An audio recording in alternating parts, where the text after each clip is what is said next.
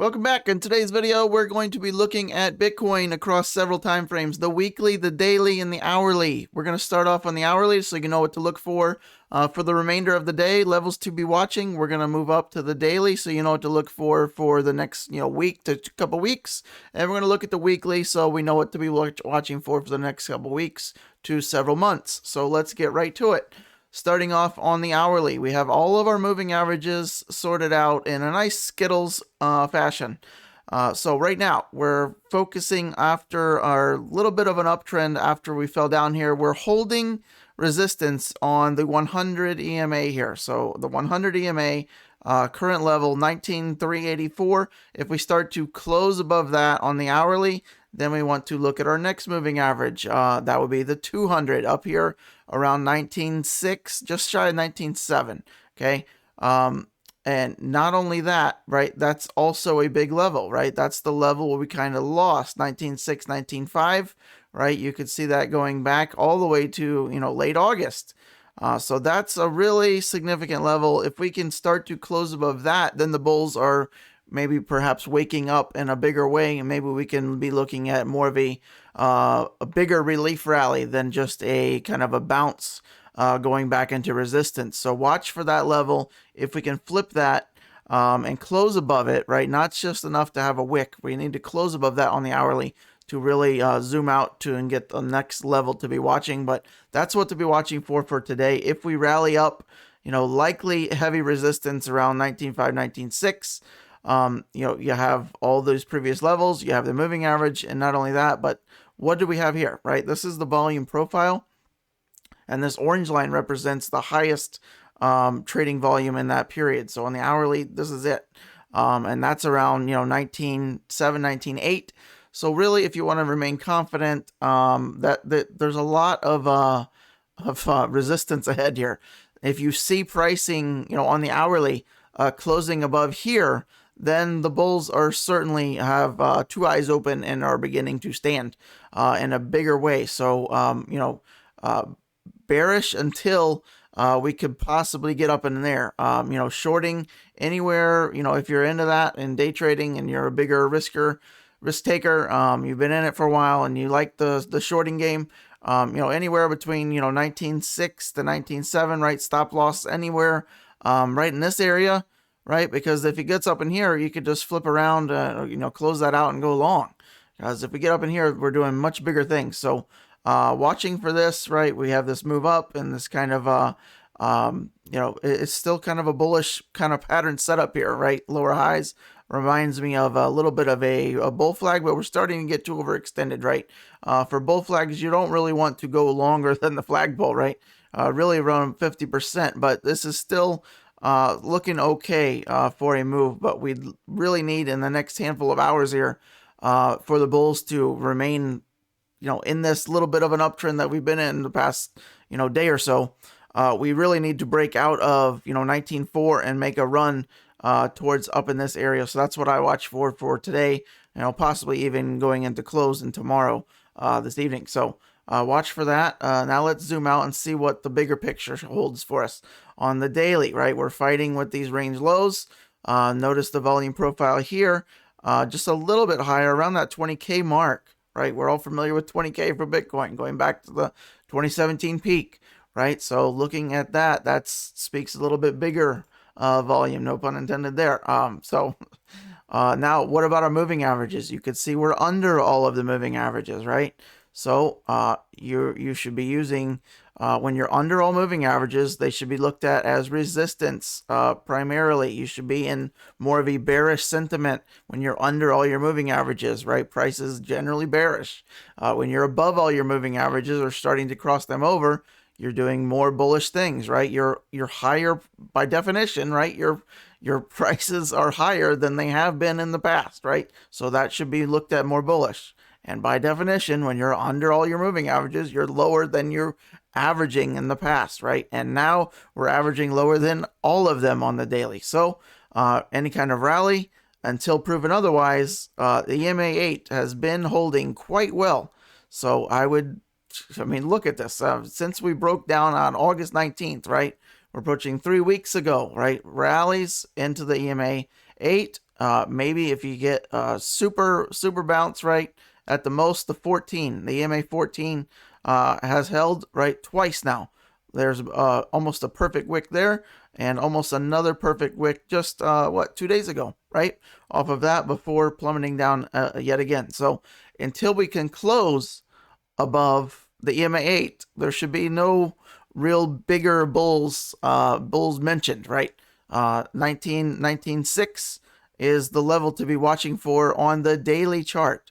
So until we do that, don't even bring up the bullish case, right? The bullish case would start with a close above the daily EMA 8.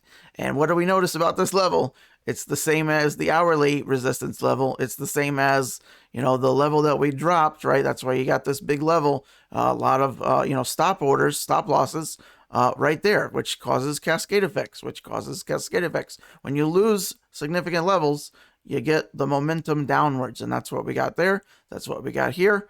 And that is the level to be watching for, because once you break support, it will flip to resistance. And especially when you have, not only that level, but a key moving average at the same level.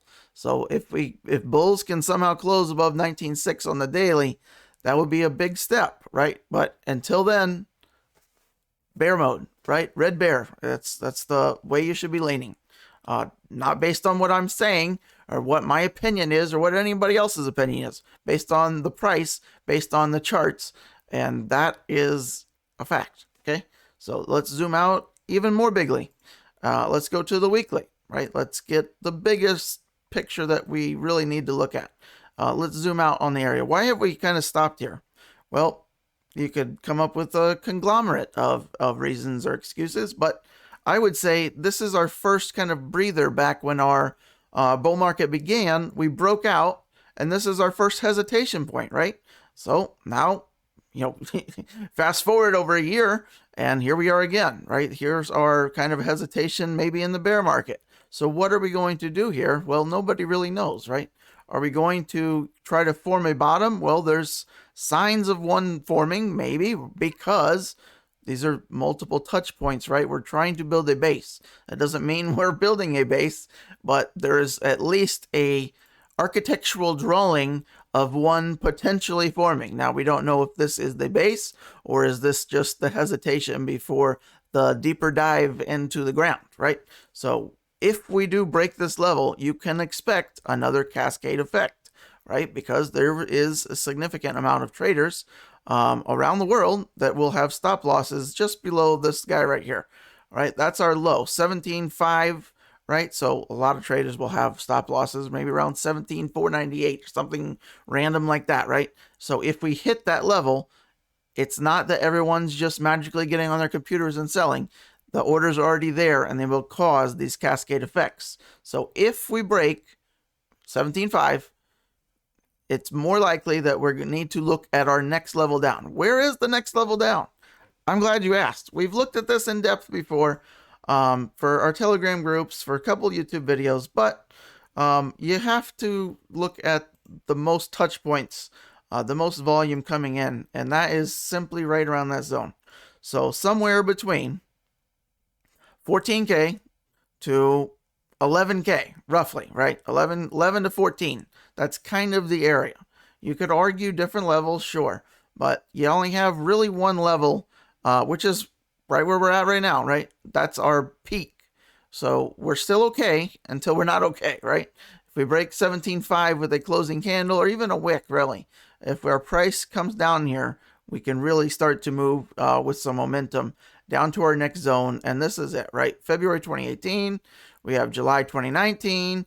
We have, so we're looking at, multiple year span here of similar levels before the massive breakout. So this is just the odds. That's all you have in cryptos, to play the odds.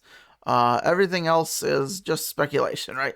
You got to play the odds based on TA to give you a slight edge. That's all TA does, right? It doesn't try to predict the future. It tries to, give you a hint towards shifting the odds in your favor. That's all. Okay, so anybody tells you different, right? Bullshit. So that's what we're looking at, 14 to 11, and it's a big if, right? There's a big star asterisk, and that's if we break that key level. So Are we going to do it? Right? Your guess is as good as mine. I know a lot of people think we will. But until the price proves otherwise, we're still okay, right? We still have the low in that we hit June 13th. So until the price proves otherwise, you should, remain that we're still okay. We do not have to go down here. Even if we break this, right? We could do an epic fake out to the most epic of epicness. That's a legit word for sure. So say we go down here and then we instantly recover, right? This would be the ultimate trap, right? And this is actually, theoretically possible, right? You could do things like this, right? We did it at the top, right? I don't have to remind you, but maybe you haven't thought about that, right? Did we do anything like that at the top? Well, yeah, it was much more separate, but look at this, right? Let's invert these and pretend we couldn't do this again, right? So look at the scale, right, is a little bit bigger here, but look at this, right? So we had this kind of bottom, and then we bounced, right? And then we kind of reversed right there, right? See that? And you flip this chart back around. We're doing like a mini version of that potentially, right? That's where I'm getting that from. Okay, so don't say it can't be done. There's always a greater than zero chance that anything could happen, right? So I'll leave you with that on the weekly charts. Let me know what you think about that. Do you think we definitely, if we break this, we have to go down to 10, 11, 12K, or do you think that's a possibility? Let's see what else we got. How about one of my favorite indicators, the ADX and DI, average directional index. So the red is the bears. Hopefully you know that by now. The green is the bulls. Who's in charge? This is the daily chart. Kind of recommend sticking to the daily or higher time frames, daily, weekly, monthly. So the orange, the ADX, right? That'll tell you the momentum of said move, and it's really only to be taken seriously if it's above 25. Is it above 25 on the daily? Yes. Who's in charge? The bears, right? So, and are the bears gaining strength? It certainly shows that, right? So bearish sentiment because of said chart. Let's go up and see. Maybe the daily says something, but maybe the weekly looks a little bit better. Wrong. The weekly looks dramatically worse. We've moved up on the ADX with the bears, right? And not only that, but they're diverging away from each other, right? So we're well above 25. We're almost at 40, which is almost another level. 25 and 40 are really key. 40 is like super momentum, right? Pedal to the metal, highway, no traffic. 25 is like, traffic, but you still got the pedal down. You can, I don't know, I'm just making that up. But 25 and 40, those are your two levels. Certainly on the bigger time frames, it should be taken more seriously. So, I mean, look at the bull market, right? I mean, look at that, right? So are we on the verge of doing that, right? If we ensue something like this, and for the bears, I mean, yeah, we're very likely already at, 10, 11, 12, 13, 14, whatever K your mind can make up. Okay. So let's go one more higher on the monthly. We don't look at this often, but this is key because what do you notice? For the first time in a hot minute or ever, the bears have taken over on the monthly. Now it's still a fight, right? The ADX is even kind of right at the 25 level. So the bulls haven't given up just yet on the biggest time frame. But I mean, that's significant, right? This is a bear market nonetheless, of the bigly proportions, because even last bear market, right, we came way down. We got kind of close, but I mean, just look at the evidence. So if nothing else, I would say we're down here for a while. Now, when could we possibly cross bullish again?